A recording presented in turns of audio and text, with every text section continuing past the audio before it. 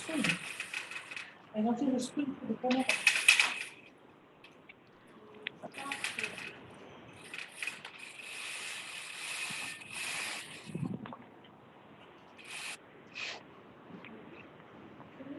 Okay, I see you.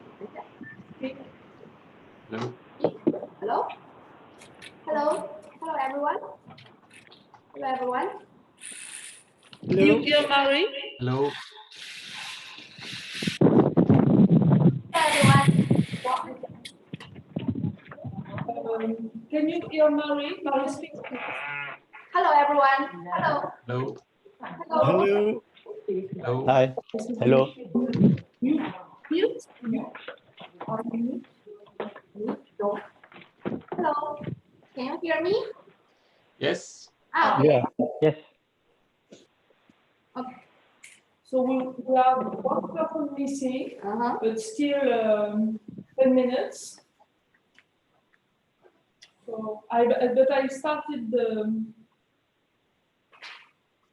video already.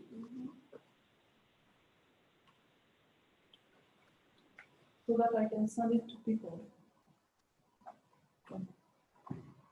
You have to leave. Okay? You have to leave because we want to speak to them. Okay. And then I will ask you to come up, but please put the first slide on to share the screen with the first slide. Yes, like this. I think better with the light now. Otherwise, my face is too dark. Ah, you cannot see the.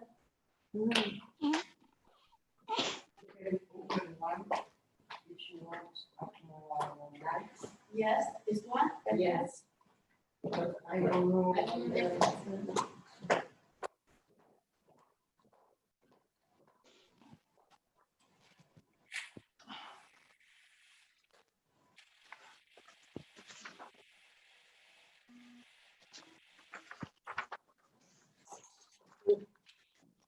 I see in your computer the video, no? Yes, I can see it. It's me. Yeah. I can see. It's me. It's late. Ah, it's YouTube.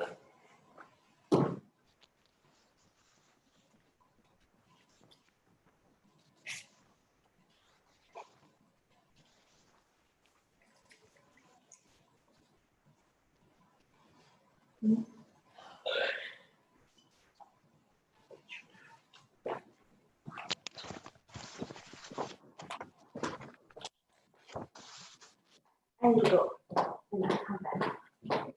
I come back at 10:30 exactly. Yes.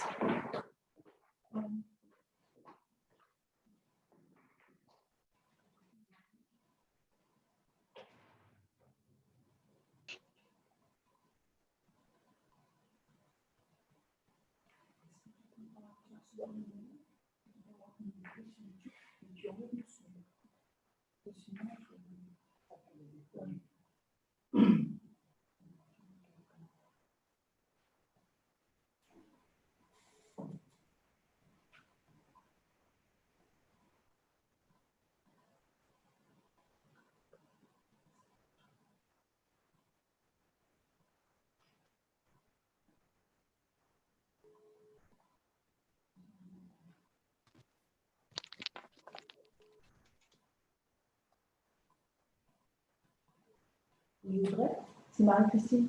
Donc c'est pour te dire que bon, il est encore limite, mais en fait on est tous là. Pardon, tu m'entends là? Oui, c'était pour te dire qu'on était tous là, donc si tu voulais nous rejoindre. Eh bien alors c'est parfait, impeccable, impeccable. Merci beaucoup.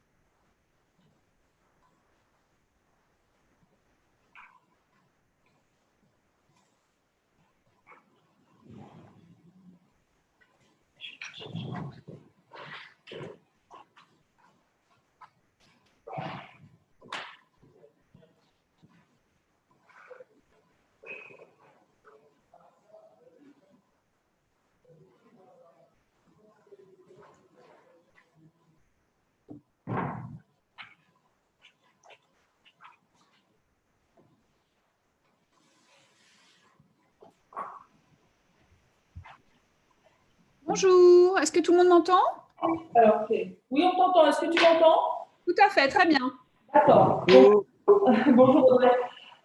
Donc, moi, je vais mettre ma vidéo aussi. Ah ben, je vais mettre ma vidéo. Alors, je vais mettre ma vidéo. Si jamais ça saute à certains moments, c'est parce que j'ai une petite baisse de connexion et je couperai peut-être la vidéo parce que quelquefois, c'est… Bon, voilà. Mais pour avoir le son, hein. Ouais. Ce que je vous propose, c'est de toute façon, peut-être que pendant l'audition, on ferme nos vidéos. D'abord parce qu'à l'enregistrement YouTube, bon, c'est bien que Marie, qui va être debout en face de son écran, soit celle Oui. qui voit, quoi, en fait. Plus que Très nous. bien.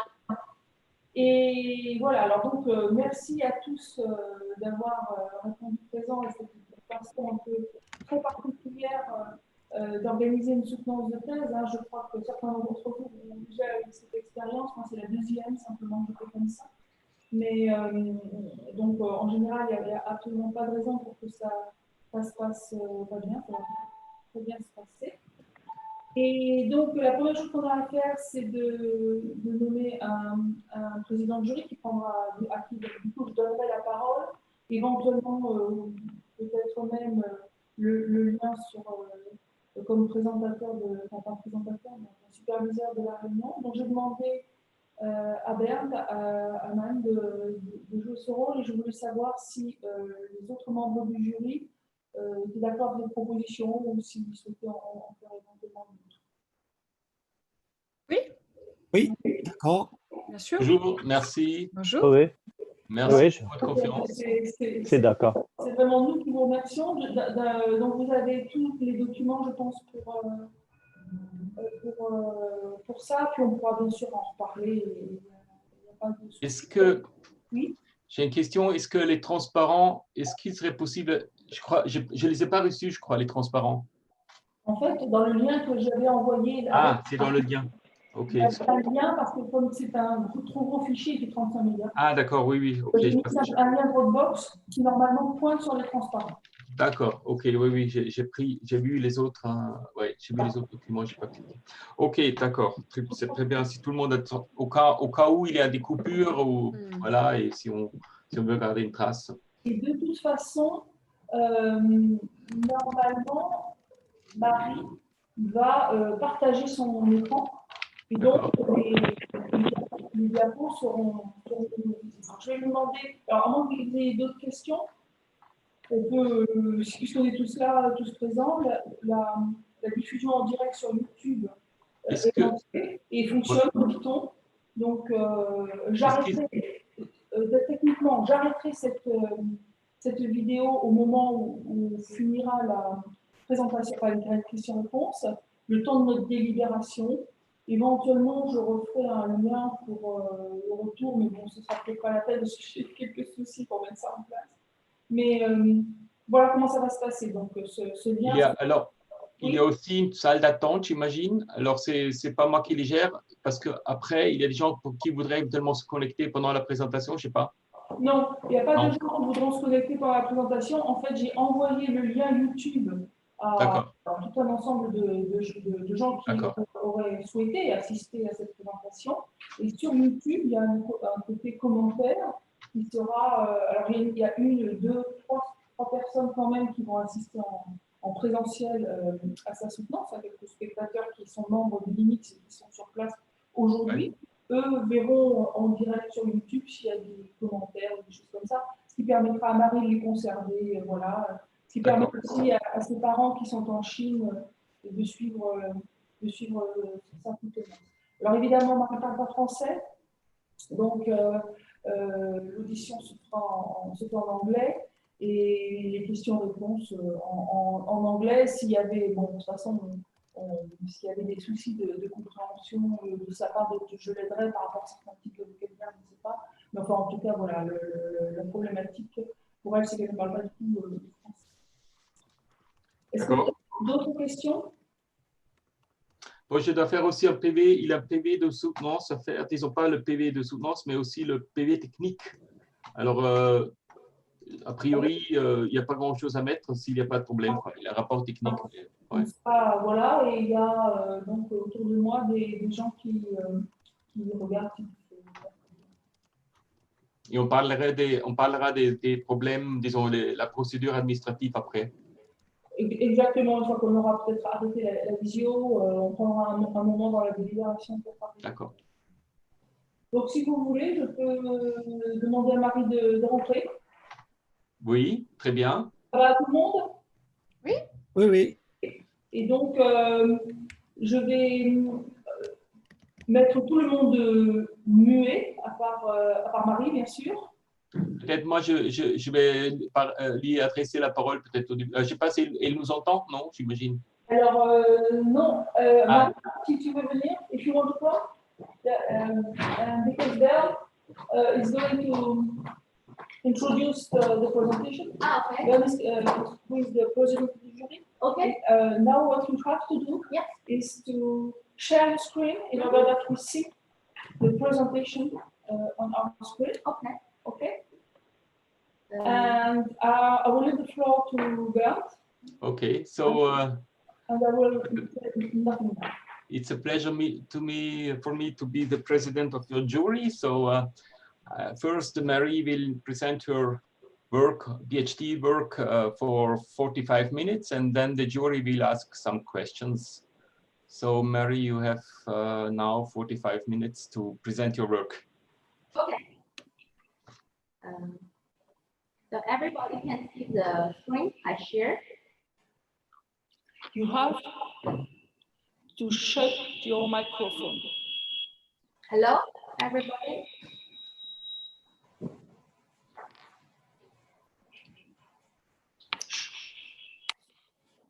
Hello, everybody. Yes, go ahead. That was mine. Sorry about that. It was mine microphone was open. So now it's on. So now it's okay. Okay. So hello, everybody. Good afternoon. Can you hear me clearly? Oh, nobody can answer to you because they shut the microphone. So Go ahead. okay. So good afternoon. It's Hong Yishu to present the work today. And thank you for attending my PhD defense to share my work with the LIMIX and the COSTEC laboratory. Thanks to China Scholarship Council to sponsor me study in the Sorbonne University for 3 years. And also I would like to thank INSERM to support me finish this work, especially with the current situation. So in the next 40 minutes, I would like to give a presentation mainly talking about analyzing the hyperlink texture structure of the domain in diabetes. So what is diabetes? Diabetes is a chronic disease which needs a consistent medicine care and also the patient's self-management. There are 3 main types of diabetes: type 1, type 2, and gestational. Type 1, also known as juvenile diabetes or the insulin-dependent diabetes. It happens when the pancreas cannot produce the insulin. Type 2 is characterized by the high blood sugar, insulin resistance, and also relatively lack of the insulin. It normally happens to above the middle age, and it's related to the life habit.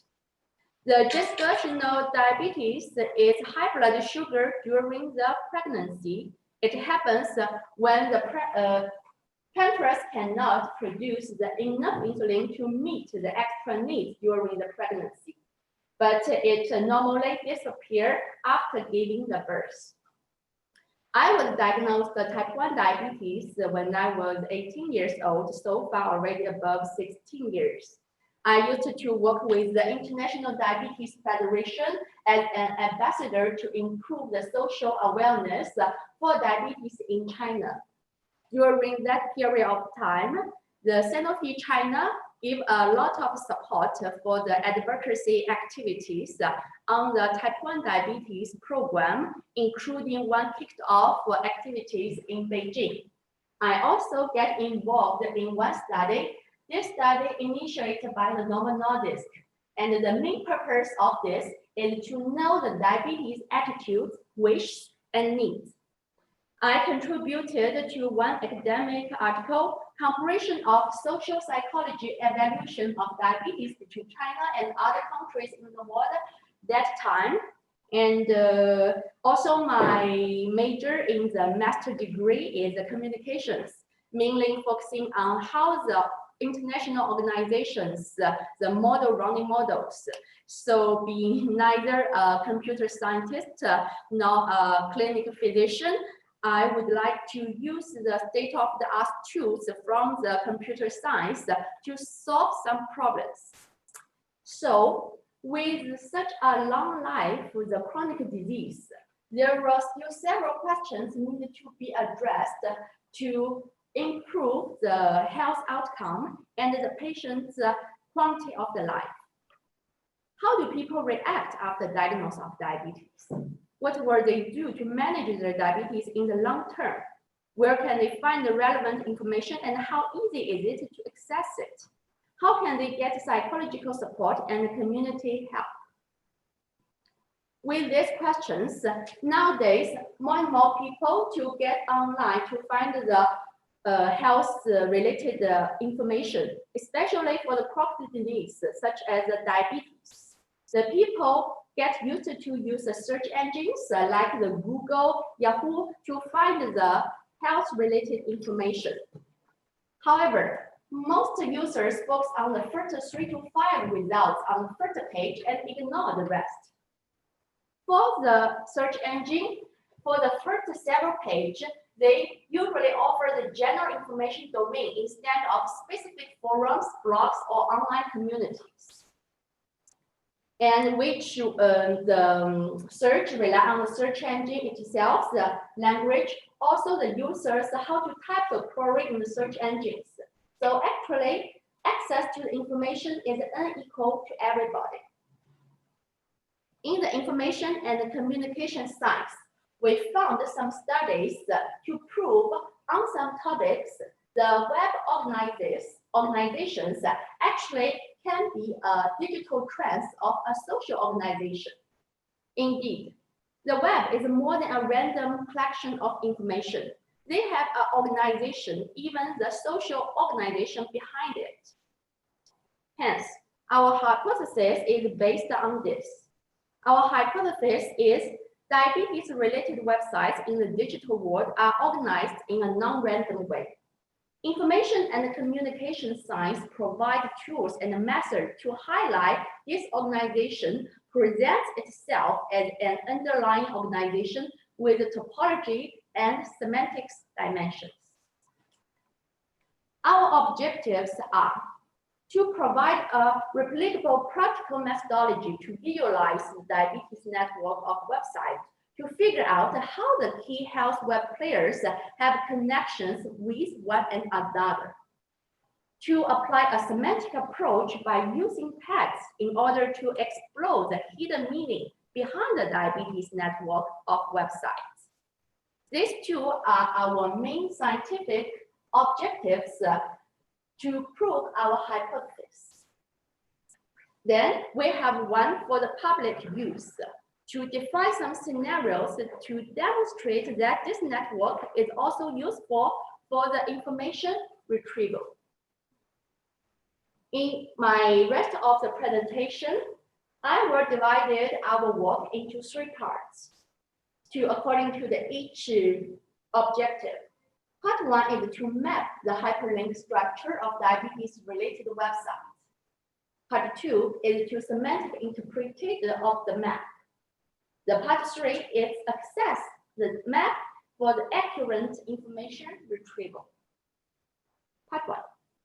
The first part is to build the structure of hyperlinks between the different web entities. Here, the web entity are normally considered as a website. For example, the healthline.com is a health website talking about general information. If we want to go through the diabetes specific topic, we can get the healthline.com/health/diabetes. Here in our work, this web page, even with a collection of the web pages, are considered as our web entities. They are including the personal blogs, institutional websites, health-focused media, and so on. To visualize a network of diabetes-related websites and links between healthcare main actors, as we mentioned in our hypothesis, diabetes-related websites are supposed organized by a non-random way, which implies organization behind it. So the websites themselves are considered as individuals or the main actors assimilated to the individuals. They are including the hospitals, physicians, research laboratories, pharmaceutical companies, organizations around the diabetes care. An expected impact of our study for the users, they can use the link to access useful information about neighbor context, for example, like diet or the physical activities, instead of the diabetes itself. For the NGO or for the pharmaceutical company, it's possible to identify the influencer, like the famous blogger and also the opinion leaders. For the government, if we offer a whole map to give one glance of the diabetes world, it's also possible to identify areas which need to be improved. To achieve our first goal, we need to create one network first and then visualize it.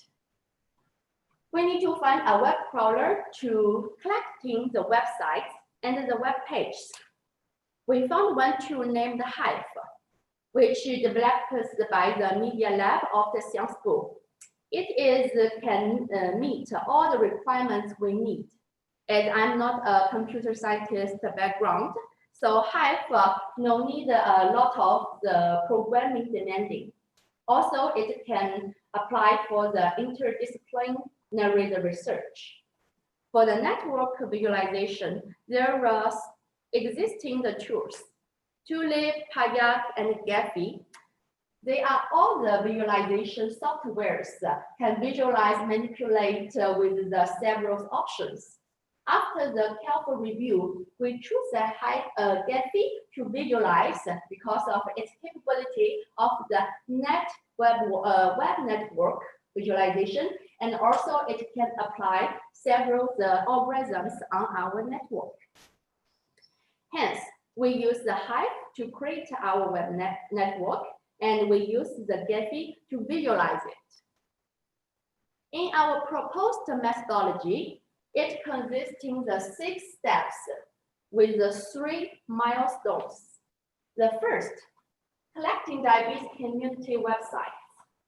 Second, analyzing the resulting website structure. Third, visualizing the diabetes community network as a navigational map. Step 1, gathering starting websites. To feed the Gephi, we need to feed the Hive, we need to decide which starting websites we prepare because it's very important for the final results. So one diabetes expert proposed the first websites, and also because I used to work with the diabetes organizations, I interviewed the connections from all over the world. They give the popular websites they used. Also, we combined several tools like BBS, newsletter, bibliography, and search engines.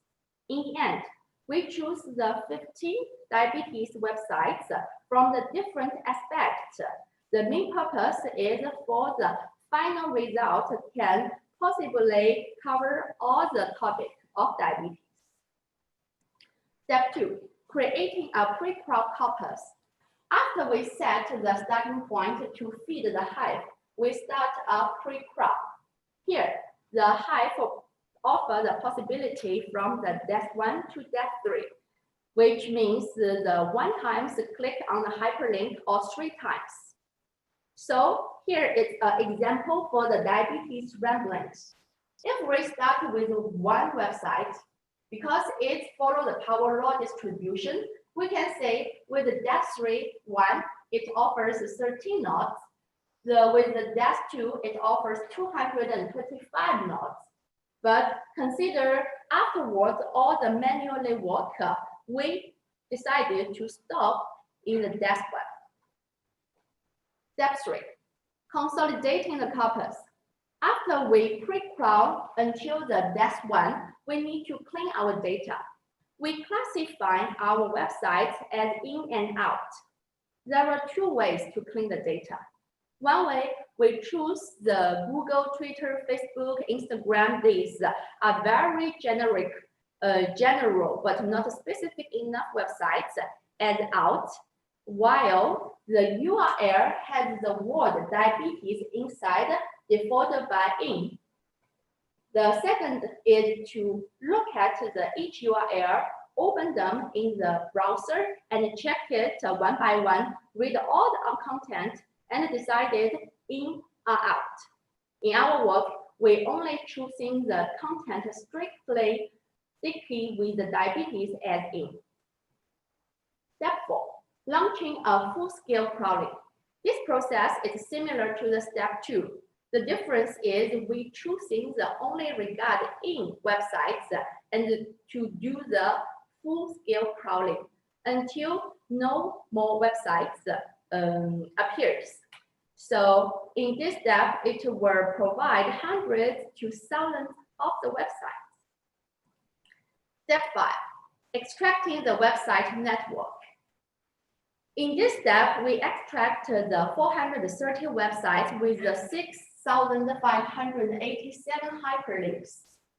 Because we stop in the Dash 1, and also we choose the popularity is equal or above the 3 as a popular website.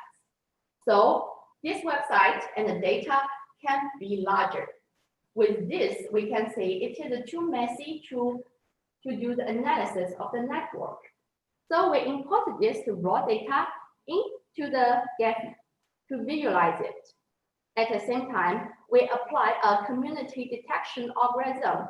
And this algorithm aimed to detect the classes of similarly connected nodes to provide sub-communities inside the corpus. It does so by maximizing the modularity all over the corpus. The modularity measures the difference between the edge density in the partition and a randomized graph with the same number of nodes and the same degree distribution. In the end, we got 5 classes. The number reveals how many websites in each class. This is the final map. We call it via map. As this, we can see the different color with the different classes, and the node degree is from 2 to 300, reveals how many hyperlinks one node can be holding. From this, we got some important websites. JDRF.org is a globally leading organization which funding the type 1 diabetes the research. And the Bittersweet Diabetes is one famous blogger written by a type 1 diabetes. The Children with Diabetes.com is a portal website, and the Diabetes Daily is activity the diabetes online communities based in America. TextingMyPancreas.com is another blog with the type 1 diabetes. And we can see the Bittersweet Diabetes and the Texting My Pancreas are both the type 1 diabetes blogger, but why they are not in the same class? So with our YAM map, we still have some questions remaining. What do these 5 classes refer to? Why some websites are getting closer than others? And what do they have in common if they are in the same class? So in part 2, we try to use a semantic approach to interpret our map. It divided into 3 steps. 1, to define and organize the text. 2, to annotate the whole website manually. 3, to predict class of a website from the annotations. There are 3 main approaches to extract and describe the content of the websites. Terminology, ontology, and natural language processing. Actually, the modular ontology of the stakeholders online diabetes community is not existing yet. And we consider build such an ontology is very time consuming. So we try to using the terminology to annotate and tag our text, also with the natural language processing on our early stage of the research. It's also consider the time resuming and the resources. So if we want to semantically explain the classes uncovered in our network, the 430 websites, the content is our data, and we need analysis this data. This one is a sample of the data set with 10 websites and their belonging classes.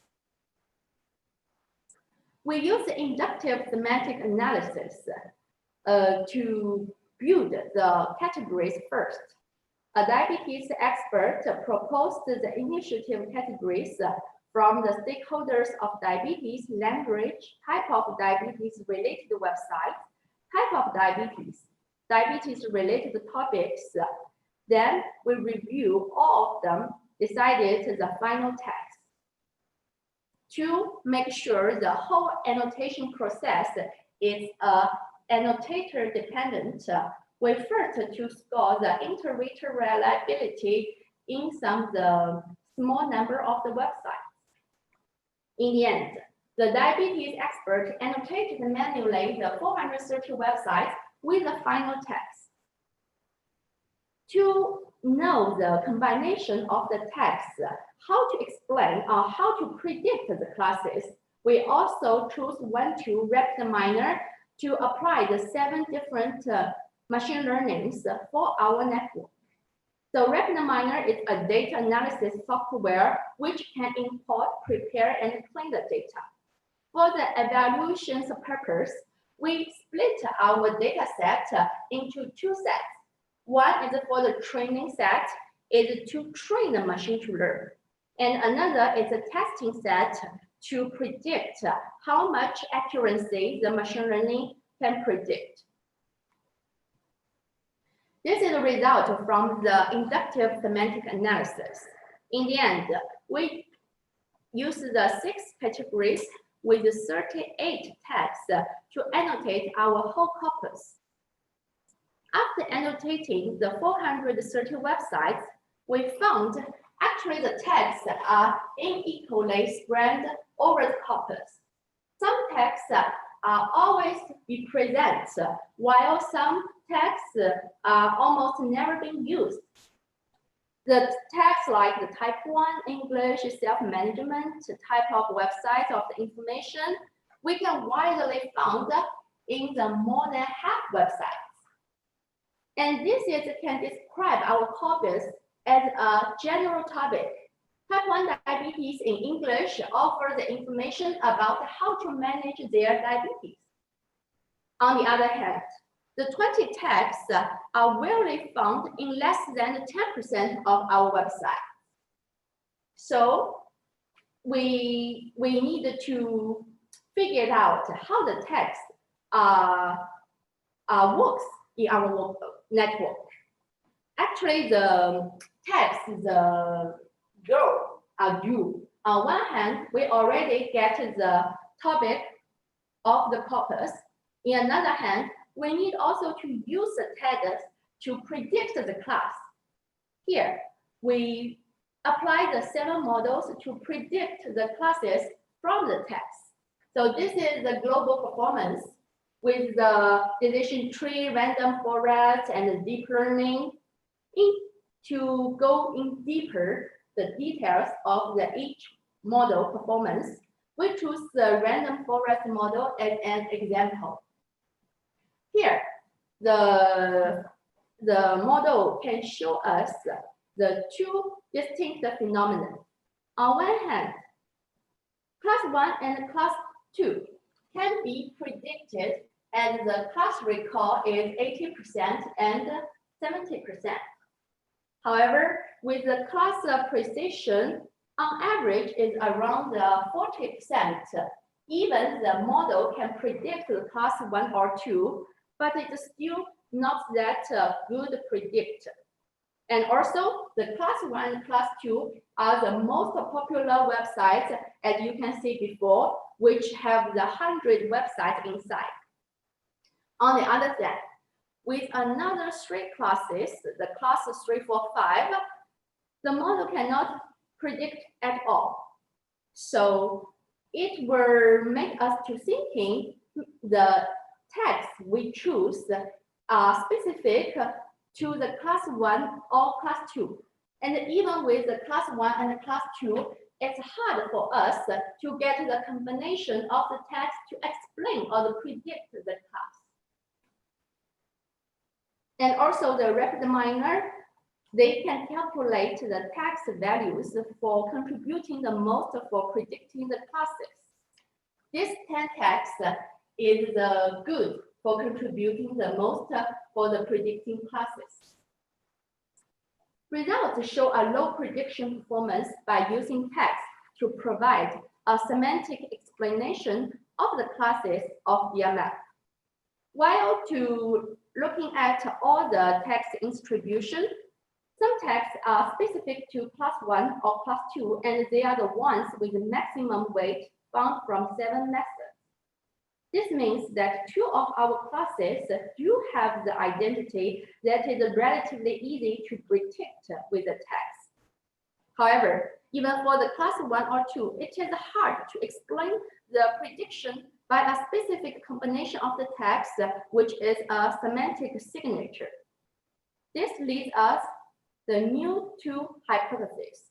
One hypothesis is our text maybe is not proper enough to tag or to predict the classes. Another hypothesis is our data set is not big enough to figure out the semantic meaning behind it. So one approach is to refine the text, as we can use the natural language processing to learn the most relevant text from the websites and combine the before the most 10 text weights can be good at predicting the class. Combine these 2, we can refine our text for the future tagging system. Or another approach is to extend the number of websites, let's say to the 5,000. Because with the natural language processing, it can automatically annotate to the larger size of the data set. Hence, the number of the websites is not a big problem. In particular, in practice, the DMF also can for the users to retrieve the information and get the more relevant and accurate websites. Hence, in part 3, we access the DMF for accurate information retrieval. As we before mentioned, most of people now get used to search the health-related information by the search engines. Hence, we designed a protocol to compare the information retrieval quality between DMF and Euro search engines. We propose 5 questions and choose the 4 search engines to perform 20 experiments with the protocol. In the end, we set a metric to compare the results offered by the search engines and DMF. The comparison protocol starting with 1 question. This question can be asked by any user's domain in the diabetes. The first step, we translate this question into the text into our 38 texts. And then we query the search engines with the questions. Through the search engine, we can get the list of the websites. And we're using the text to query in the DMF. Through the DMF, we can go to the several relevant websites with their hyperlinked neighbors, we call it submap. In the end, we use the metric to compare the 2 results. This is the 5 questions by the diabetes expert from the 5 concerns: blog, niche-like topics, online shopping, hospital information, and charity organizations. Q is the question, and the T is translated correspondingly to the question's text. With the 4 search engines, we choose the popular 4: Google, Bing, Yahoo, and Baidu.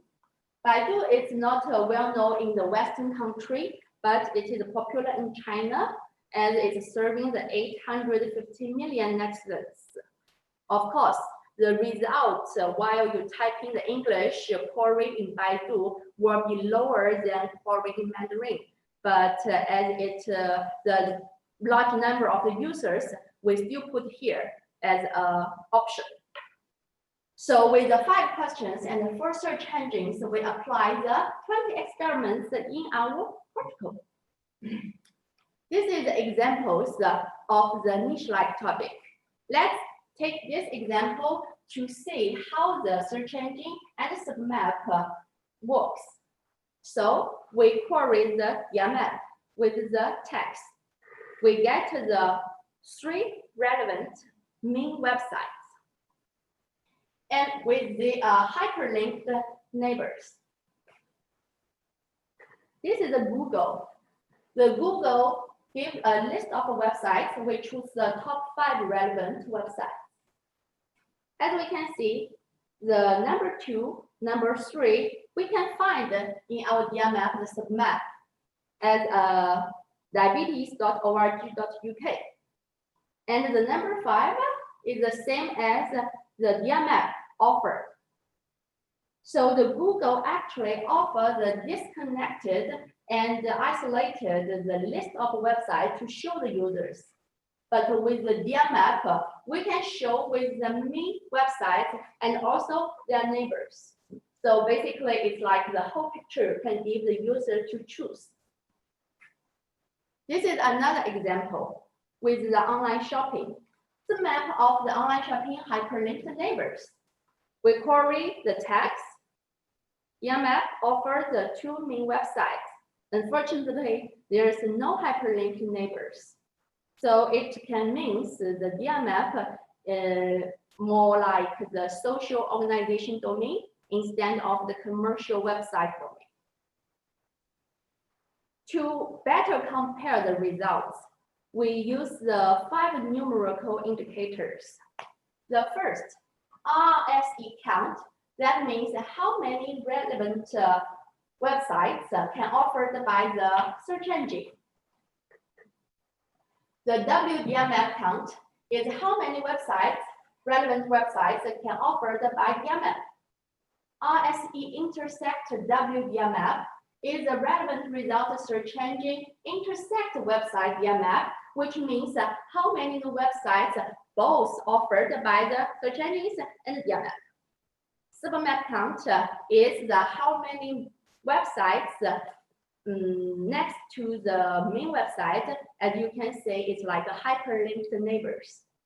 RSE in submap is the relevant result search engine in the submap, which means can we find the websites offered by search engine also can find in our submap. According to these 5 numerical indicators, we get the global calculation. With the RSE count, Google and Yahoo has the same performance as the main relevant websites as 2 among the 5 questions. Bing is a 3rd ranking at a 0.8 among the 5.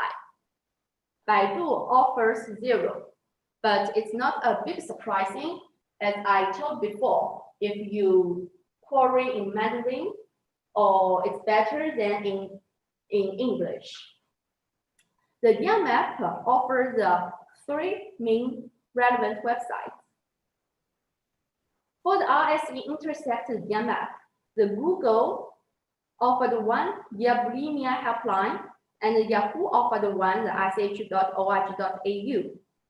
Submap count is from the 46 to the 76, except the online shopping is only 2.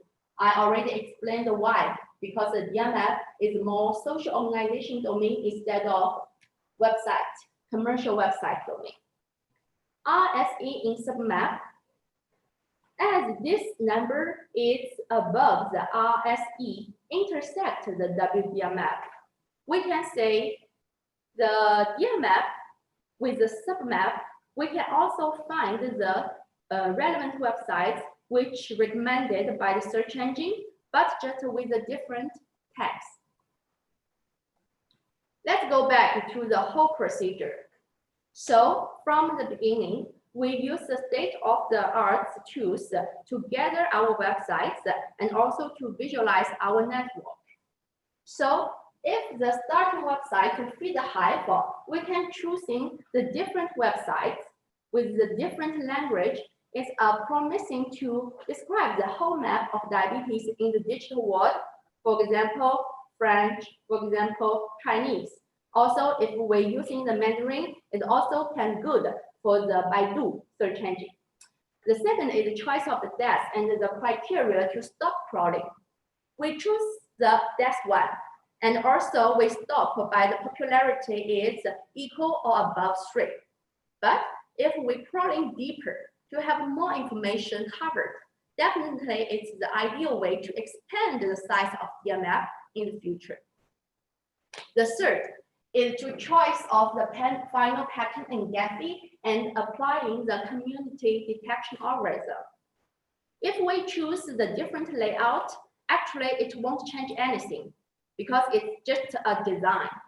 But if we apply the different classification algorithm, yes, we can get the different result. But this can be another study to go on deep. The fourth is semantic approach based on the text. So building one ontology of the stakeholders of diabetes definitely is good, more precise and accurate to annotate our websites. This is also another goal for our future work. The result for the map, we can also incorporating the use of natural language into queries instead of set of text.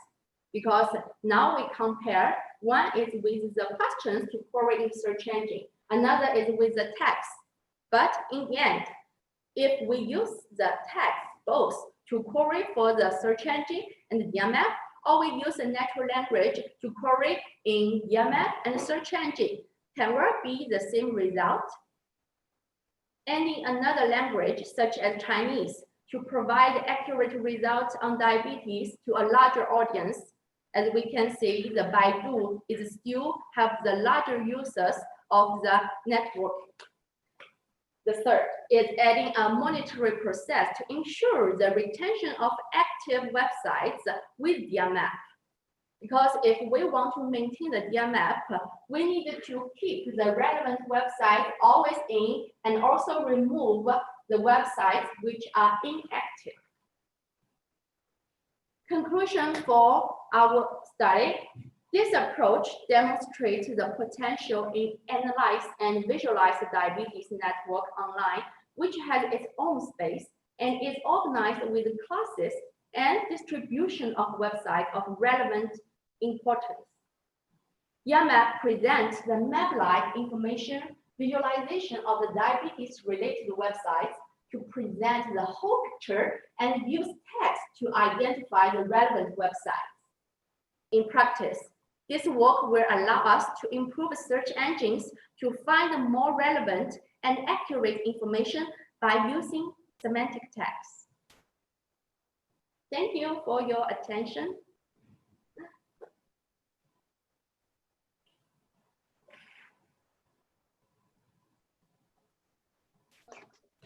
Okay, thank you, Mary, for your presentation.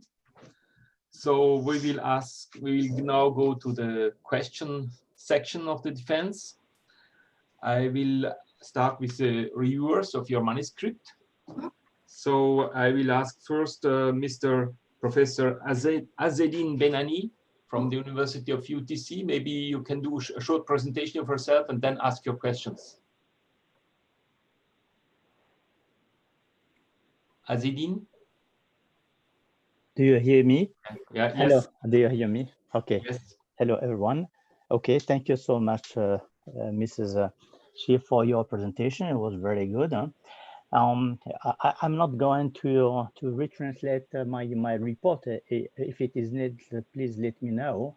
I made a report for this work that I found a very interesting work. I just would like to come back to two main questions that I didn't mention in this report. That Mrs. Chi did read, I suppose. So the first question is about the accuracy of the data and the information. Mm-hmm. In fact, do you hear me?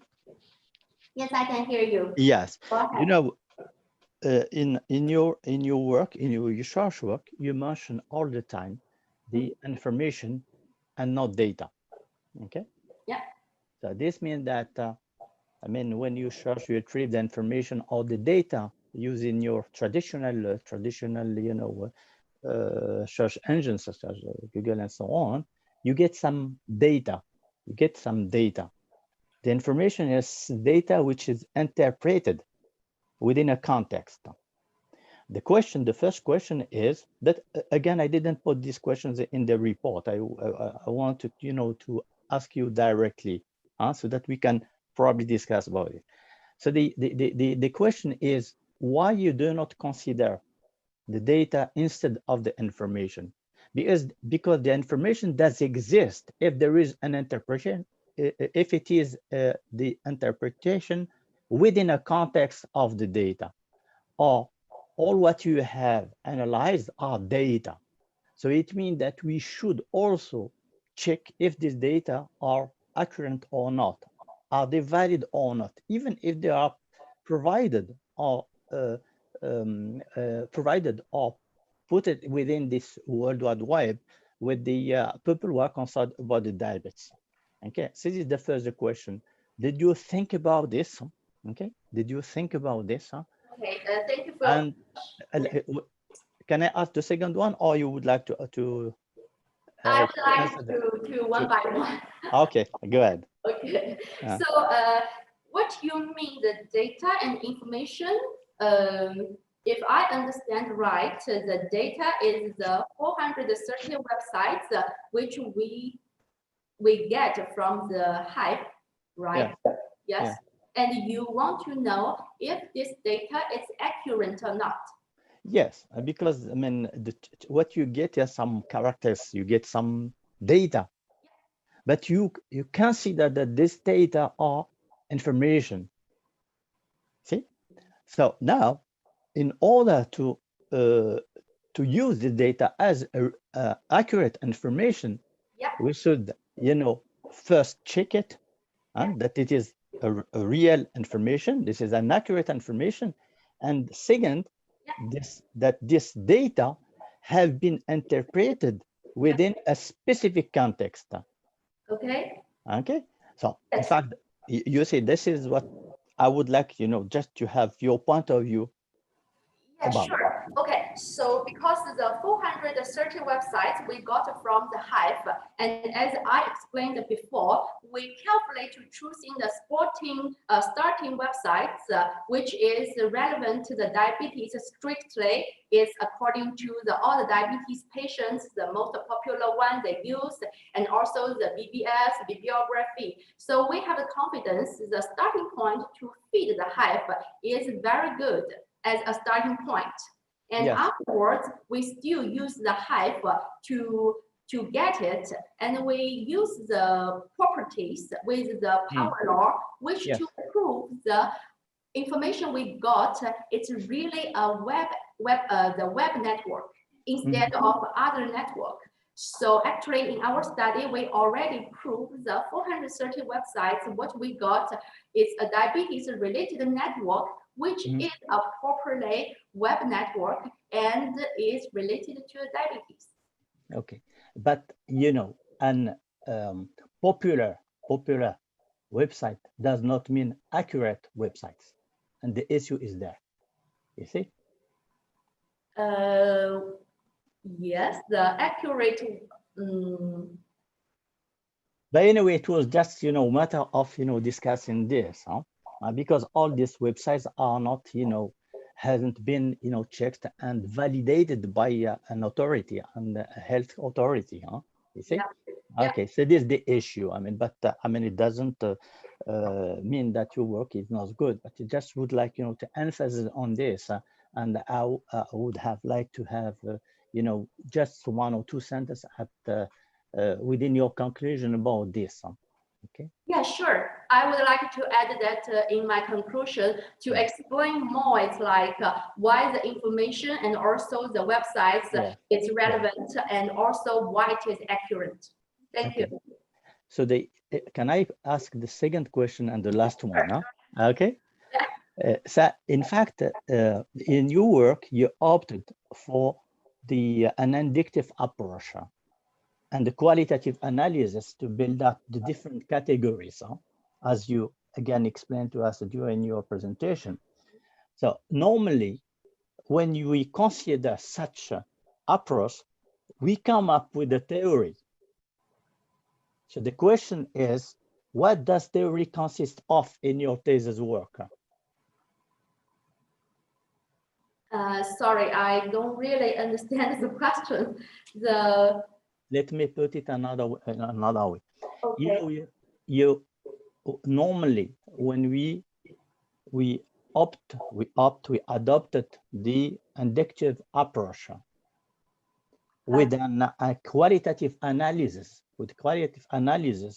The objective of this inductive approach, okay, is to set up, is to bring up, is to propose a theory, okay? Yeah. So now, my question is, what does theory consist of in your thesis? What is the theory that you do propose? Because you propose a methodology and you propose how we can, deal with all this, what you call the data or information, huh? Yeah. Okay, and how we can use them in order for the well-being of these diabetics guys, okay, and their family. This is a very good thing. But what do you propose as a theory? What is your theory? What is your theory? Do you think that there is a theory, or you just have some, the methodology or mania of, exploring this available between quotes information? Okay, so allow me to rephrase your questions. Yes. You asked me in my manuscript, except I use the methodology, is that I use another, like the theory, to prove my hypothesis, or you mean what's the theory? Yes, but your hypothesis is so wide, and that is why, that you have, if I'm not wrong, in some questions, about 6 or 7 questions, and you have one main hypothesis, huh?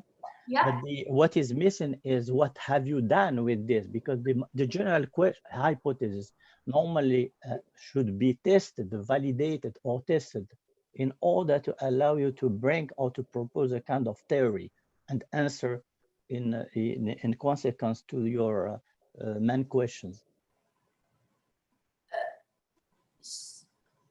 I think I only have the hypothesis and using the methodology to prove it, to verify it. And if you really thinking about the theory, yeah, probably I don't have that.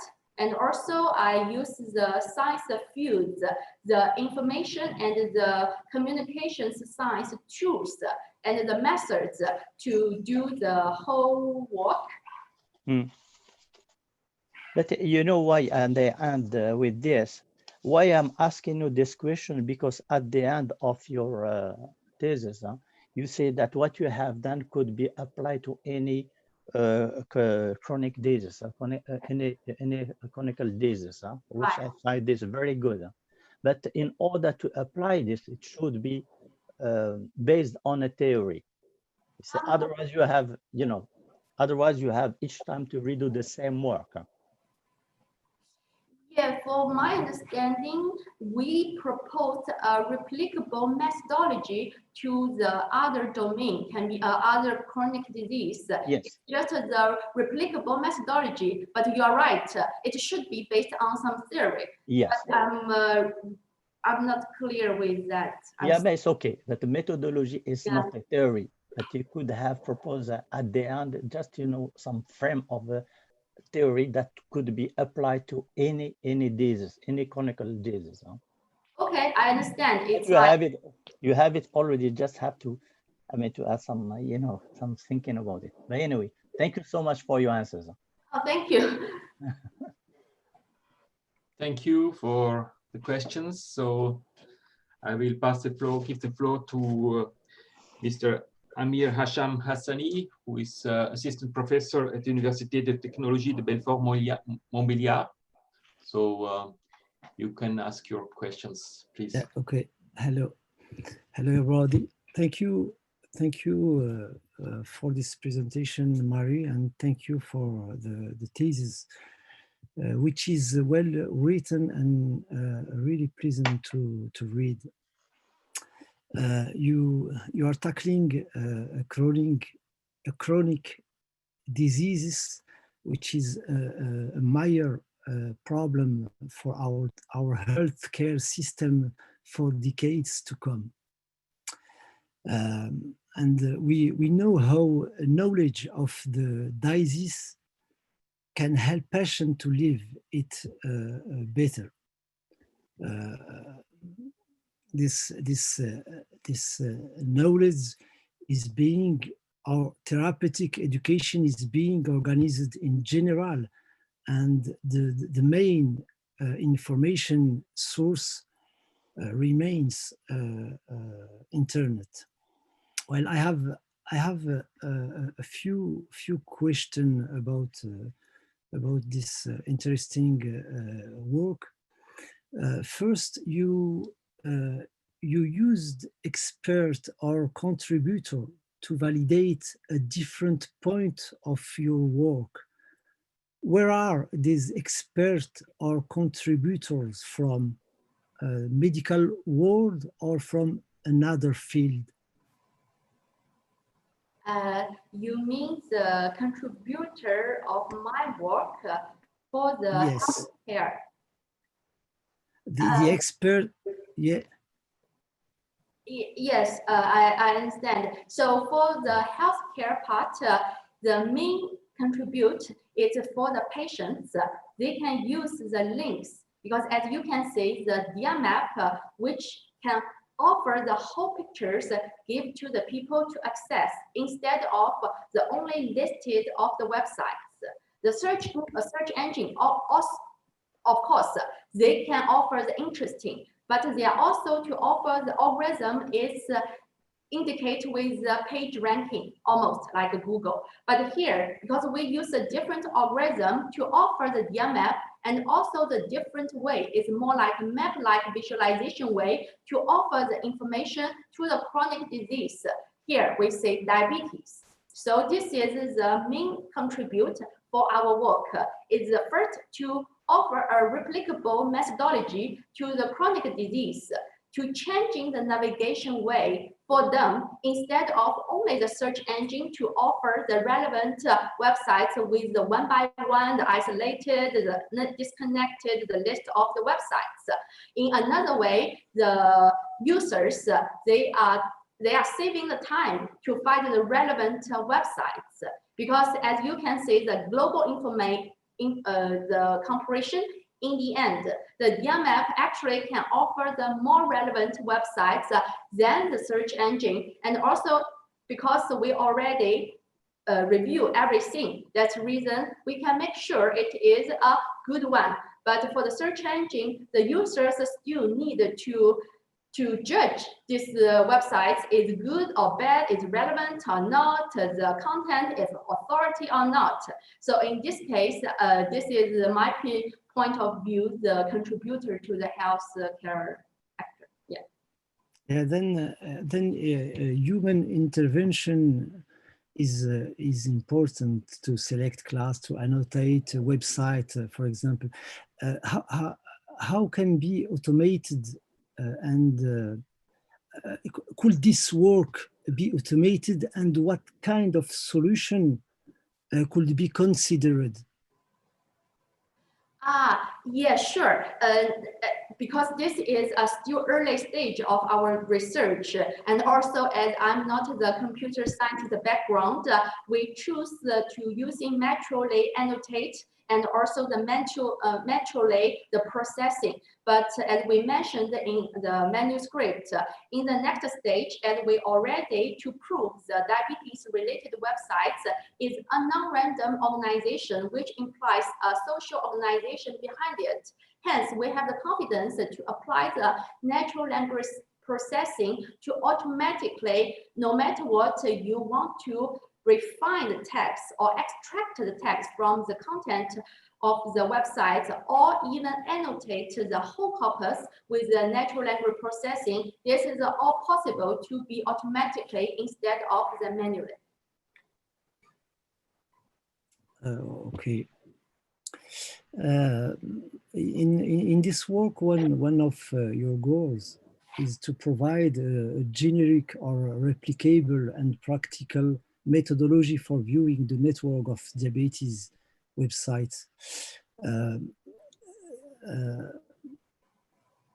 How can we generalize the process to other chronic diseases or other pathologies? For example, it's like hypertension. It's also the chronic disease. The chronic disease's purpose is to get involved the patient to find something useful online and to do the self-management by themselves, because it's like a lifelong condition. You need to care, and you want to get also the support, psychological support, and also you want to learn from the patients. Also, you want to get involved in the communities. Not only you go to the hospital, the doctor give a prescription and then cure. So this rely on the health online health information more. For example, to apply the hypertension, it's also need to pay attention about the diet, and also need to pay attention about the activities. So all of this, you cannot to learn only from the doctor. Also, you want to learn from the patients, from the online resources. So if our replicable methodology rely on the hypertension, it can use the web crawler to collecting the websites of the hypertension. And also it can give the same network and the map with the hypertension, which can offer the patients the more accurate the information. Then they can get easily to access the information. This is our main purpose. Okay, thank you. Thank you. Just a last question. The comparison between DIMAP and search engines. This comparison is very interesting and promising, but the results are not conclusive. DIMAP or such a solution is of course ideal. How can we improve DIMAP to obtain a better result? Have you an idea? You mean how to improve DIMAP for the better model? Yeah. Yes, this is a very good the question, because when we get this, also we are thinking about, first of all, it seems works and it's really changing the navigation model to people. So the next step, we're thinking about how to improve this model. So first of all, we can expand the size of the map, because 430 is really a small data size. So if we add the like French, Spanish, not only domain English, Mandarin, I mean, probably we can have the bigger size of the different people can navigate on this map. The second of all, how to to use, how for the users to user-friendly. So now we only use the text, which among the 38 texts, also it's very limited. So the next move is we try to use the natural language. It's like how we can search in the search engine, the same way can search in DMAP, and the DMAP can also to provide the relevant websites. So this is the two main direction we want to get improved. One is expanding the size. Second is to improve the choral way, not only with the text, but also can with the natural language. Thank you. Okay, thank you, Mary. Okay, it's okay for me, President. Merci. Merci pour vos questions. Je vais passer la parole à Madame Audrey Banex, qui est ingénieure de recherche à Sciences Po, au Media Lab.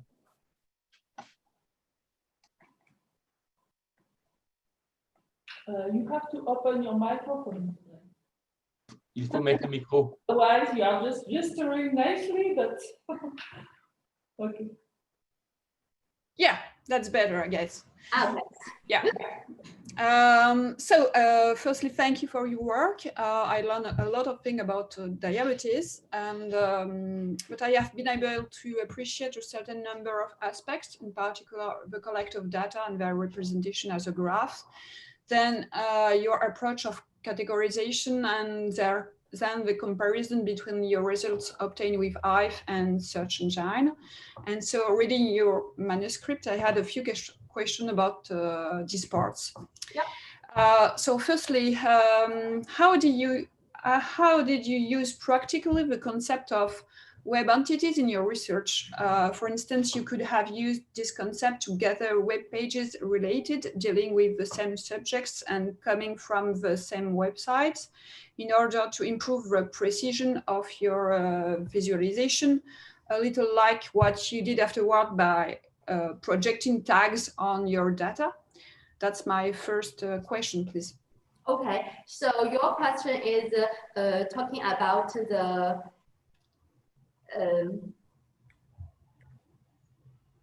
Hive. Yeah, it's about how did you use the concept of web entities in your research? Okay, so first of all, we use the Hive as our tool to collecting the websites.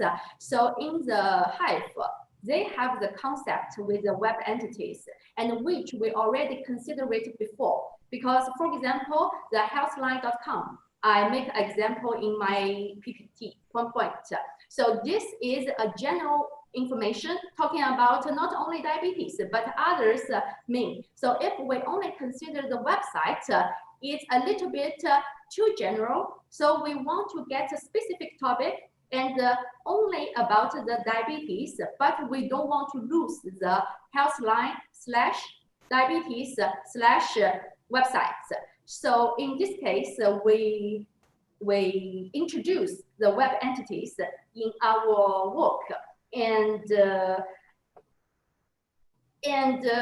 consider about the Hive. It's developed by Sciences Po. It's kind of the social concept. So for the entities in the community social concept, it can be like the institutions or the individuals. That's the reason we want to use the same concept in the web organizations, as we consider the websites themselves are the main actors and playing in the digital world. So this is also our hypothesis. We say the websites themselves can considerable to be a digital trends of a social organizations. So we introduce these web entities, means not only the websites, not only the related websites, but also with a website, web page, and the collection of the web pages, which mainly talking about one topic. Thank you. Okay, thank you. The second question is about the methodological milestone. So I appreciated your effort to generalize in order to produce your deductible methodological milestone from one subject to another for the benefit of a research community. However, I would like to know what seems to you specific to healthcare subjects regarding the methodology you have chosen to collect, choose, and refine the items of your corpora?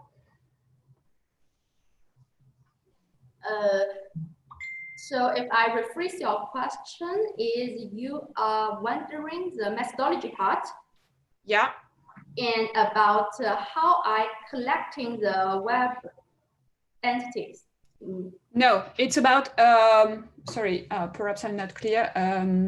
You said in your manuscript that you produce some methodological milestones that could be reproduced to help a researcher to represent, collect, and do some research about other healthcare subjects.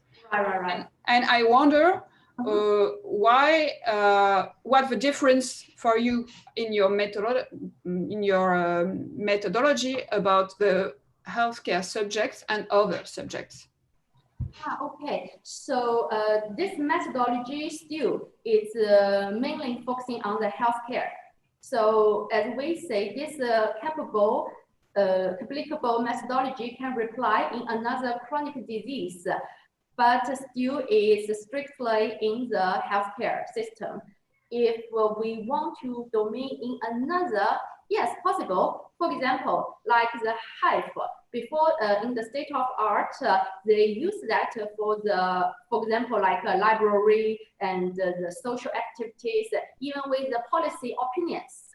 So in this case, we still can use, because it's collecting the websites, you feed the hive, let's say the web crawler, with the initial websites as a starting point, and you start to crawl.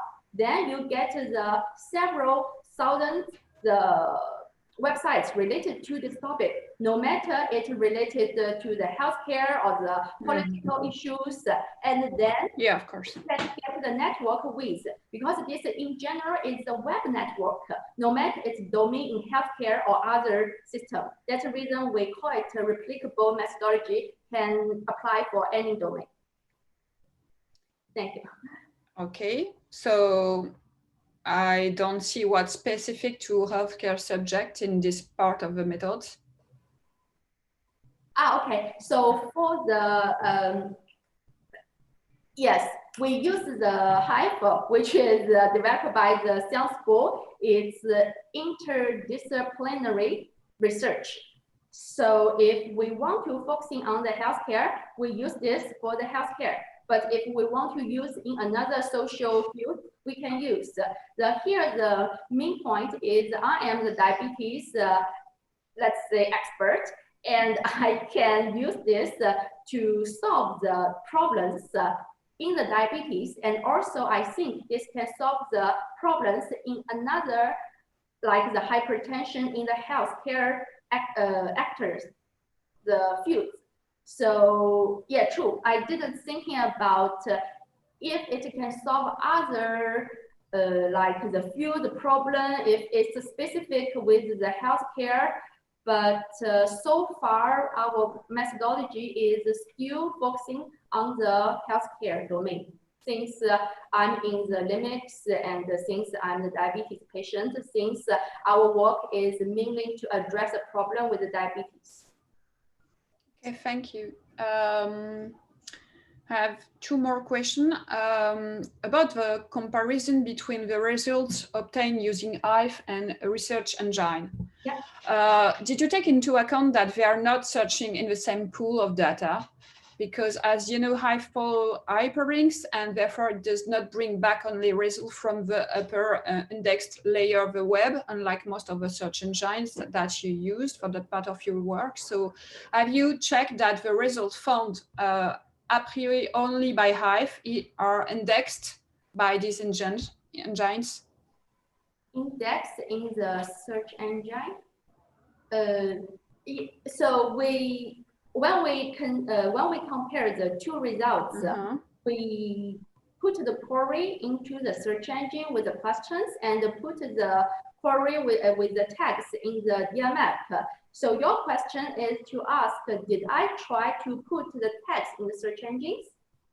Is that your question? My intention is, and I read in your manuscript that you search for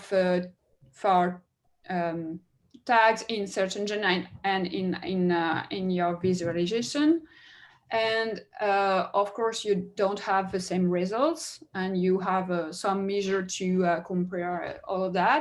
But I read that you just check the five first results in search engines. Right. Yeah. Yes, and top first relevant, yes. Okay, so yeah, okay, thank you. Thank you. Finally, I just have one more. About your conclusion and perspective. I also wonder how you plan to promote and disseminate your research to the communities interested in the subject of diabetes. Okay, so thank you for this question, because this is what I'm thinking for the future. As we can see, this one is also can contribute not only in the scientific field, but also for the diabetes to practical use. So in the communication, we think we can have the different organization to governments this. For example, as I mentioned in the last, in the end, the DMAP needed a monitor system to maintain its activity. Like after the 2 years, we actually found some websites in our DMAP is already not available at all. And also some of the new websites we didn't get included. So this is our, how to say, the shortness and weakness of DMAP. So if in the future for the communications, they can have one department or the people who really get in charge of to maintain this part, monitoring to get the useful like websites get in, and also remove the inactive websites. That will be good update way for the future of DMAP in communication use. Okay, thank you. Thank you. Thank you for the questions. So I will now hand over to Mr. Nadir Amour, who is from Sanofi Research and Development. You can present yourself. Hello, good afternoon. Yeah. Good afternoon, Mary SHI. I'm working in clinical operations, and I am essentially involved in bringing innovations in the way we conduct research, with one dimension around how do we tap into the increased digitizations of the healthcare. So I think the topic that you are addressing has some connections to some of the work that we do. And I had a couple of questions. I mean, it's very impressive work. I mean, I didn't know this could even be possible to get an understanding of all the websites and how do they relate to each other. So I think from that perspective, it's very impressive. But I'd like to know whether in your work, have you deliberately decided not to include social media into the pool of websites that you have been targeting? Or is it simply that I have misread the documents and social media are included indeed, particularly because it is a significant proportion of the dialogue that is happening amongst patients, but not only, within patient advocacy groups as well, and for patients who are actively searching for information and exchanging information. So that's my first question. Okay, thank you for your question. Right, if I understand right, you mean I didn't put like the Facebook, Twitter, this social media at the beginning when we're collecting the website. And yes, we already consider about it, because in the Facebook and the Twitter, they have lots of the inside links. So when we crawl it, we can see the Twitter have their own group, the Facebook have their own group. They are not really open to other hyperlinks. But our purpose is to get the main social organization with the diabetes online in the digital world. So yes, of course, the Twitter and Facebook is very interesting, the the topic because it's really trendy, the social media to talking about diabetes. And a lot of patients, even me, I get involved in the Facebook group or the Twitter. But as what I say, this is just too large intergroup with diabetes. So we will consider in the future to have an independent study for that. Thank you for that. So when I read the document, I was looking at trying to understand how this work could potentially benefit to the clinical development of new drugs or enhancing the drugs that exist in diabetes. And some of the question that I had was around, is this work should be complemented by additional activities and work to extract from the pool of knowledge that is being shared what the patients are expressing. One of the requirements from the regulators nowadays is to include into the development of new drugs the patient experience, how the patients do feel about their disease, but also about the treatment they are receiving. So it's no longer sufficient to address the biological, physiopathology of the disease. It's going to be important more and more in the future that we address the patient experience in the way they live with their disease and the way maybe the combined medications plus, and the plus is still a question mark, to enhance the ability of the patients to really manage their disease. So I was wondering if this work can then be used as a baseline or a base to further, elicit further research that would tap into the knowledge, the collective knowledge from the patients that would inform not only the regulators, but the policymakers and the companies developing drugs about what the patient says about their disease, what are the unmet need, hidden unmet need, or unspoken unmet need when it comes to managing the disease. Patients do not necessarily complain about only the low sugar value into their blood measurements. They also complain about a number of other things that are preventing them from having a normal life, essentially. So it's really to bring that back to how do we enable collectively people working in the healthcare that people who have a disease could have a normal life.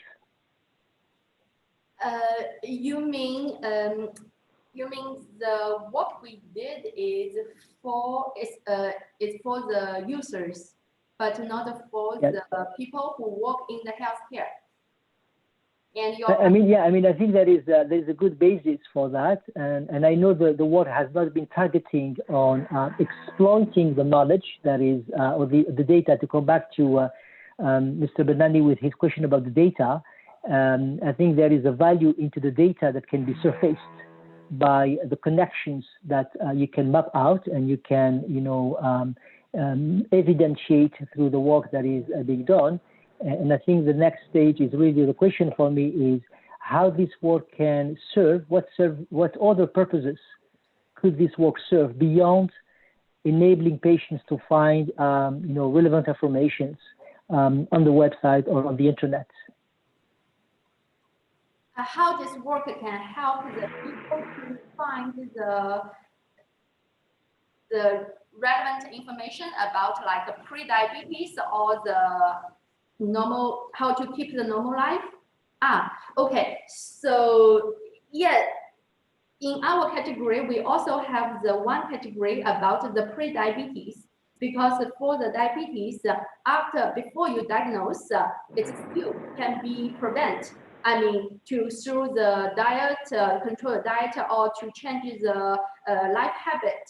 So for this, we also have the websites, including in our work. We call it the pre-diabetes. It's one category that we put.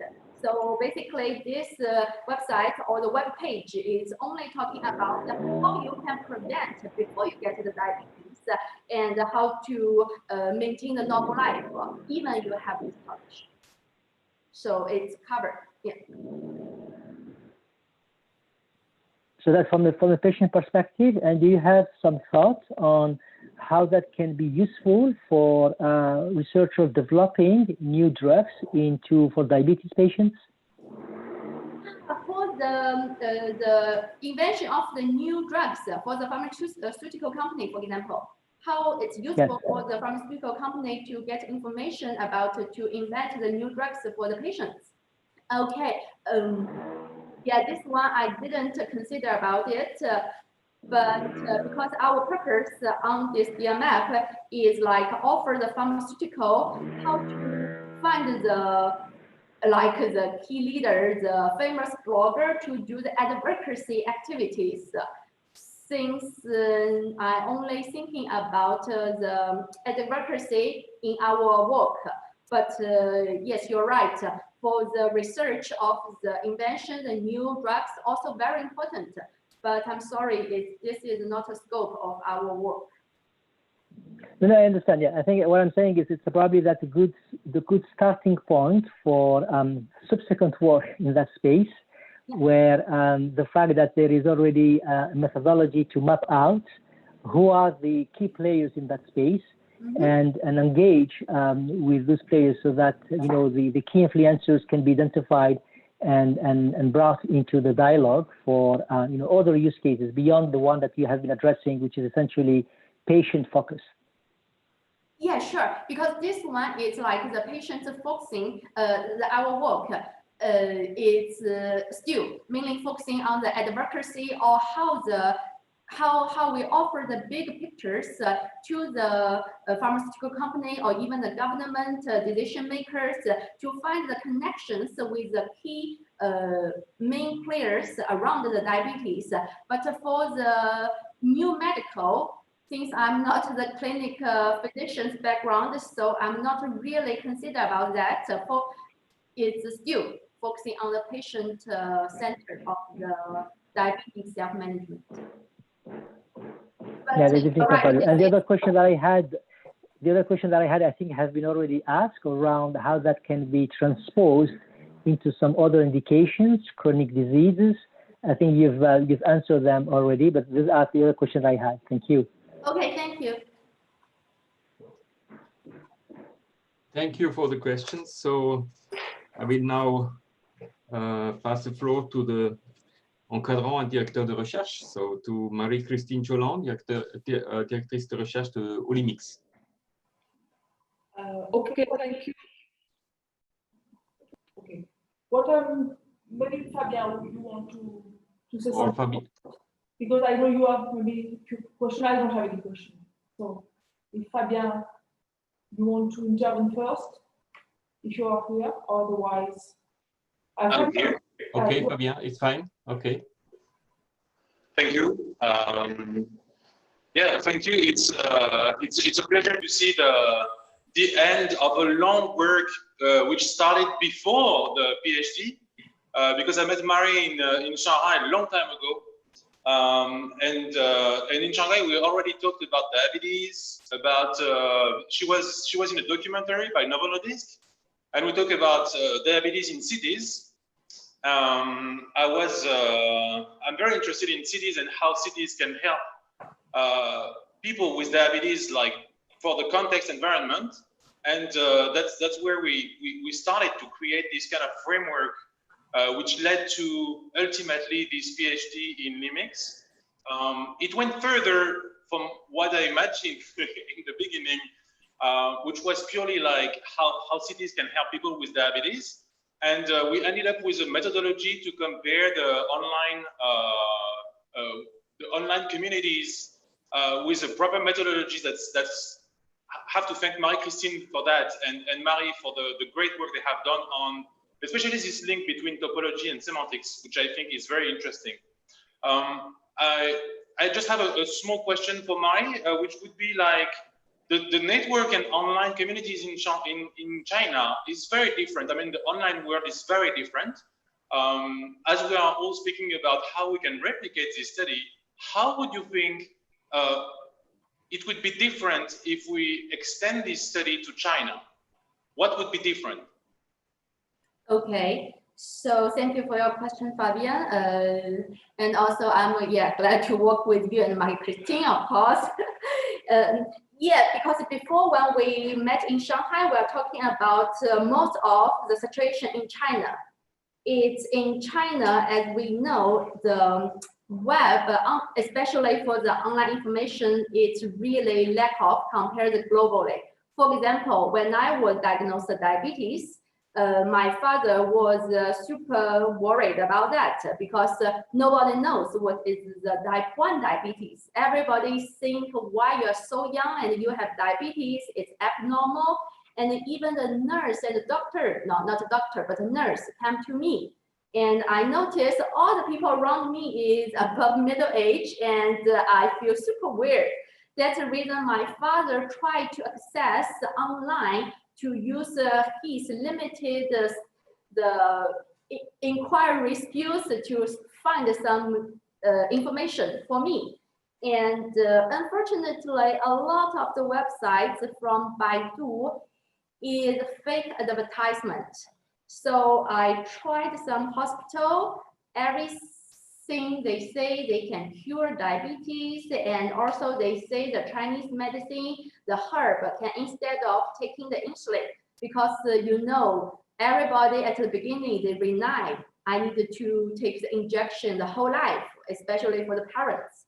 So just before this study, I tried Baidu. I translate all the text which we put in the submap, and also we translated all the questions in Mandarin. I tried that to put in Baidu because the zero relevant website for me is very disappointed. I want to say if I change the Mandarin, if it's better. After the, I have to say, 15 years, it's still the same. The first 5 relevant websites are still like the hospitals which say, okay, the diabetes can be cured. And all the Chinese medicine herb is good instead of taking insulin. I mean, not all, but still have the fake information on that. That's a reason probably I want to start this work because I really want to give the people the good information, especially for China. So if in the future we can use this replicable the methodology to reply everything since the beginning, we starting with the Chinese websites, the diabetes websites, and to feed the hype. Let's see what's the result of the whole network we can get, and through that work and through that map, I hope and I think we can definitely offer an alternative options for the people, at least the people with diabetes, they can access the more accurate and useful information. This is what I really want to do in the future of our research. Thank you. Thank you. Thank you. So I think I'm the last one. Yeah, so that's my time. So thank you for your presentation. A very interesting topic. I think it's a real. Christine, I would like to just add a few things. Sorry. Sorry. Yes. Sorry. Yeah. You had in mind that Fabien should conclude. No. No. Just I'll be very quick because I don't have any question. Well, just to tell you and the people listening that it was a very, very nice adventure. A research adventure first, because we are, the three of us, complementary, and we were able to not always speak the same language, but more and more speak the same language and understand each other more and more. And it was also thanks to Mary, who was very good at having us together, because Fabien is in Shanghai. I think I met Fabien maybe 4 times during the thesis, physically I mean, but every week remotely. So you are very, very good at having this multidisciplinary program to go on and to come up with something that I think very, very interesting. I think it's very ambitious. It's a very ambitious story, and we can see when we are from the computer science side or information science, how many challenges and difficulties we are in front to have the final good. But we also learned that with maybe some insight, some first results, it could be really useful for the diabetes community. So I know that you ambition to continue to be in advocacy and to work on this field. And I will, of course, I wish you the best of that. I really appreciate it to work with you, and so it's a little bit too early, but anyway, congratulations. Thank you, Marie-Christine. Sorry, this is a communication problem on Visio, so I don't always really hear what you say, so I didn't understand right what you wanted to do to invert the question, so I'm sorry for it. Okay, I think the problem is very interesting, and the presentation was very interesting also, and also the manuscript is very well written, and I think you are looking at a very complex problem. So I only have more general questions, so maybe some, but not too many, and a lot of questions have already been asked. So one first question, we spoke a lot of methodology. So I was wondering, you have the tools, so you have the tools like Hive, Gephi, different RapidMiner, etc. So what is, in your experience, your methodology is very dependent on the tools. So I was wondering if you would have imagined what kind of tools you would have liked. If it would be, what would you have done different, or what would be different in your methodology, in the sense of, imagine that you can have any tool you want. You can do any kind of information processing you want. Would you have changed your process, or would you have done things differently? Okay. So you want to know if I have the ability, can programming some tools by myself? No. It's more like, it's not a question of if you have the capability. It's more like what is the influence of the tools in your methodology? In the sense of, if you would imagine other tools. Yeah. I mean, you use the tools you have, you know, but right. Sometimes you could imagine what would be the tools I would like to have. Okay. Yeah. Not that you program them. You have a lot of programmers for you, developers, and they can develop any tool you want. So what would you like to have? Yeah, sure. Actually, when we choose a Hive, we already consider others we review, but others to collecting the the website or the web page is a little bit complicated, which always developed by the computer scientists. They have like the programming or the skills in their mind. That's the reason we choose Hive, because the Hive have the interdisciplination, the research in mind. So if I would like to use the other tools, I mean Hive and Gephi is already good for me to do this research. But just if the computer science, when you develop the I don't know, the tool or software, keep the interdisciplinary research in mind, because it could be better to be used by the more fields. Not only the computer scientist or need a strong specialist to support that, but other the fields also can understand that too and can use it friendly. So this for me is very important, is to use friendly, like easily way to solve the problem we really want to address. Okay. Yeah, this is probably one of the big issues today, when you have all these tools, theoretical and computer science tools, that for data scientists and experts, it's not easy to combine them and to integrate and to use them. So the question for me was even, the question of methodology and tools is very complicated, because you develop methodologies with respect to the tools you have. And sometimes you could say, I would like to have this methodology, but I don't have the tool. It could be also a way to sell your experience and to say, what would be the tools I would like to have to influence also the development and to see what could be. It's also one thing you could even maybe valorize or specify or be.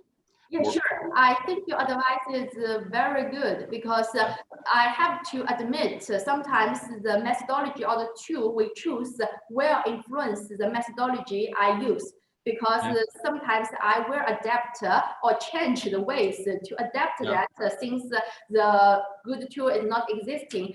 But yeah, so far the hybrid Gephi is good for me, and in the future we can think about other tools to use. Yeah. So so one thing, it's scrolling. I will not. For crawling, the part on crawling. I was wondering. So the idea of doing a pre-crawl is to have some kind of seed, if I understand right, to have some kind of how to have a good quality seed of sites to continue. So yes, I understand right. Yeah. Yeah.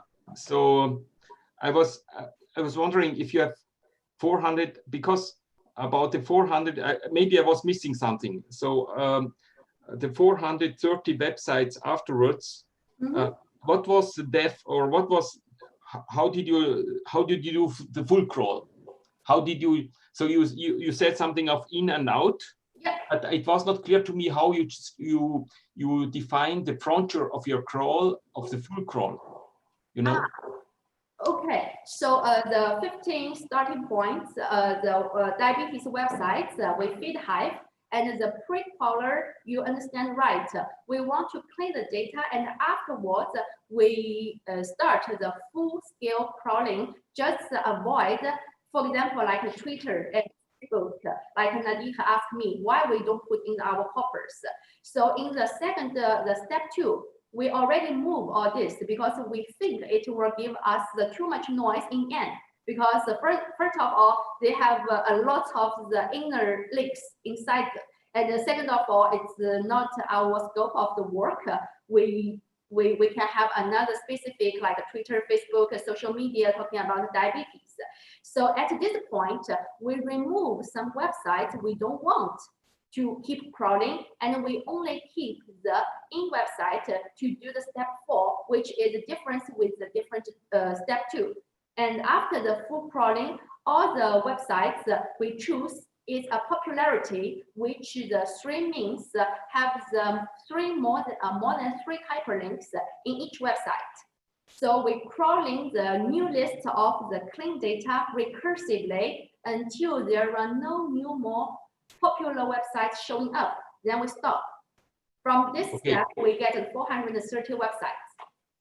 Okay, so you imagine that you are in the kernel of the web, and you have already, from there you will reach all interesting pages from your 15 websites from the start. Yeah. And you go, okay.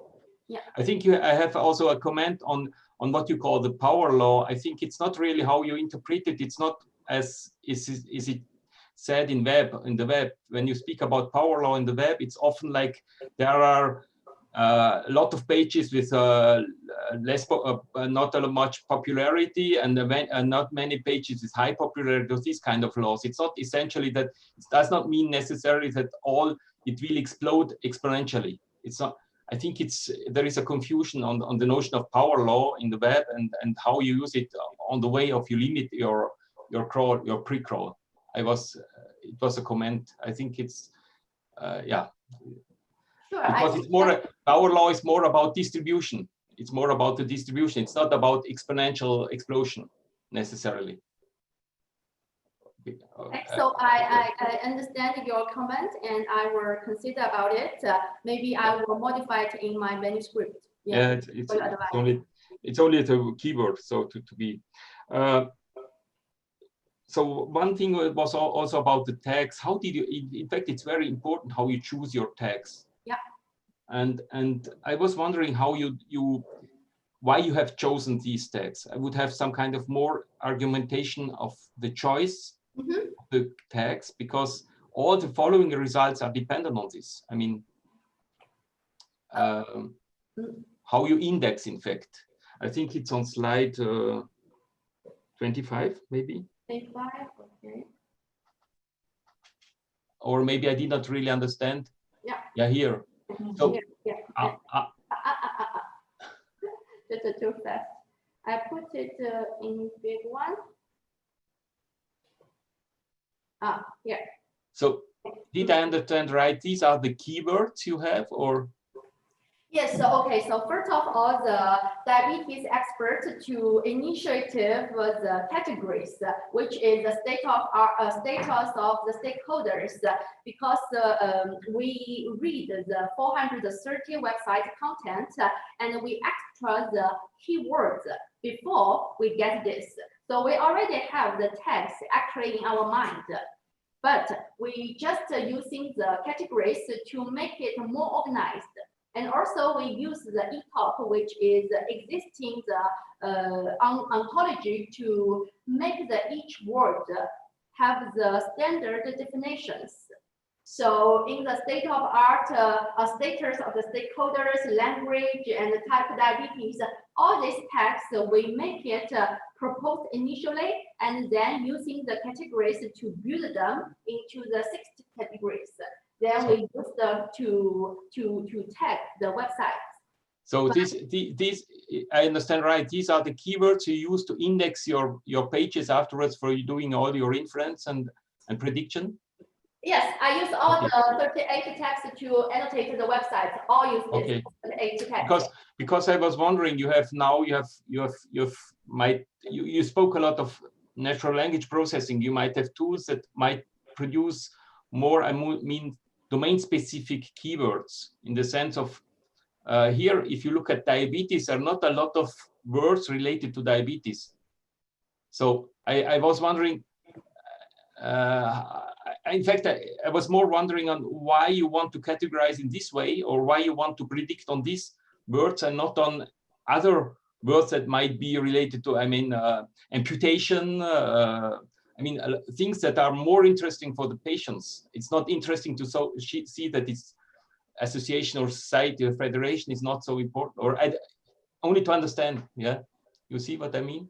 Sure, I understand what you mean. You want to say why we choose this kind of the category, and instead of the others, it's more like the patient concern. First of all, we want to know the diabetes related website in the digital world.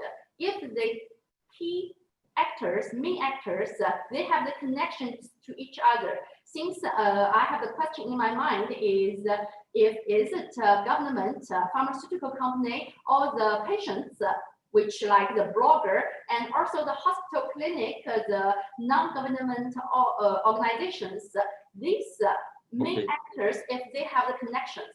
So this is my purpose and my goal to search. That's the reason we choose the stakeholders of the diabetes instead of so this was, in fact, it's essentially this link between what you call the web entities and the organization and actors. So this should create a link between the contents and the actors. So it was a hypothesis. In fact, you consider that this is the semantic link between the contents and the actors? Exactly. I have the semantic meaning behind it, because it can be a digital trends of the social organization, how it is organized. But then I was wondering if why don't you put Sanofi, I don't know, all the companies, names of companies, if they are the actors? Yes, no, we just use the pharmaceutical companies to instead of okay. So if you, but it's interesting. So you have kind of semantic mapping from contents to actors, and you want to infer these mappings to show how to make the link between organizations and contents. So it's okay. So this is I missed it a little bit, this step, which is essential in fact, and which might explain also the difficulty to predict afterwards what you have. Because I thought you could use LDA or any kind of topic extraction technique and index the contents very rich, and you could have, so this is maybe so you could researchers focusing on the stakeholders of the diabetes online society. Yeah, but because you could also have maybe a mapping, more explicit mapping between keywords, content-based keywords and organizations, try to infer these kind of mappings. Which might, exactly. That's the reason in the future our perspective is to use the natural language processing to extract the good text, not good, but more text from the content. So it's like instead of the human being have some objects in his mind or her mind, but the machine can get the more like objectives, the text. And we can use this text to predict the classes and maybe be more precise and be more accuracy since our prediction is low so far. Okay, okay. So only a last question or remark or a question. In fact, at the end, I'm not sure when you speak about information retrieval and you compare with web search engines, I was wondering if you want really to compare with them. I think you're complementary. You should more show how you could integrate your work with web search engines, I think. It's complementary. It's not the same. You're not in competition with web search. They have a different goal. It's not the same goal you have. So maybe you should more show the link, how you could improve the results of web search engines and not how to compare with them. I mean, it's a question also, or what do you think about this? Okay. Yeah, thank you for this question. First of all, from my personal experience, when I was in Shanghai or China, the bad experience for me to search on the search engine. I mean, maybe only focusing on diabetes or maybe Baidu or maybe some commercial websites. So for me, the main original plan is to improve that, to give the patients, and also they don't need to waste the time to read some not good websites. When we offer them, it's a map, it's a picture, and they can choose which websites they want. And also with our text, they can know, okay, for example, this is a blog, we want to know blog, and this is the organization, we want to know the organization. But definitely you're right, it's not the competition. I mean, it's an alternative way to show the people, to navigate. Okay. Okay, thank you. I finished my questions also. So I don't know if somebody else wants to ask one more question or two. There is no more questions. So then we will deliberate. Okay, so then I will ask Marie and you, public. Yes, and I will and the YouTube diffusion. So I would like also to thank the people who have followed Mary on YouTube for their attendance. And now I am stopping the video.